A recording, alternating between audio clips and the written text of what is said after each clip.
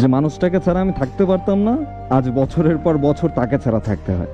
আমরা একজন আরেকজনকে অনেক ভালোবাসতাম, আমাদের বোঝাপড়াটাও অনেক ভালো ছিল। আমরা একটা দিন কথা না বলে থাকতে পারতাম না।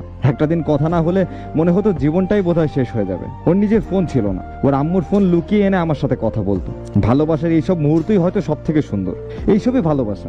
আর এত কিছুর পরে যখন কথা হতো, মনে হতো দুনিয়ার সব সুখ বুঝিয়ে এখানে, যে আপনার প্রিয় মানুষটা আপনার জন্য কত কিছু করতে পারে। এত স্বপ্ন দেখতাম দুজনে কত কিছু করব, একসাথে পথ চলা, হাত ধরে পাশাপাশি হাঁটা, তারপর কিভাবে যেন ওর ফ্যামিলির সবাই জানতে পারে। আর ওই দিনটাই ছিল আমাদের শেষ কথা। আমাদের ব্রেকআপ হয়ে যায়, দিনের পর দিন কেটে যায়, মাসের পর মাস। এখন আমি তাকে ভুলতে পারি না, কেন পারি নাই জানি না। তবে এখনো মনে হয় তাকে ভুলে গেলে কিভাবে বাঁচবো। আমি যে তাকে বড্ড ভালোবাসি, মাঝে মাঝে কেমন যেন লাগে। ফ্যামিলির জন্য আমার মানুষটা একটা বড় আমার সাথে যোগাযোগও করে না।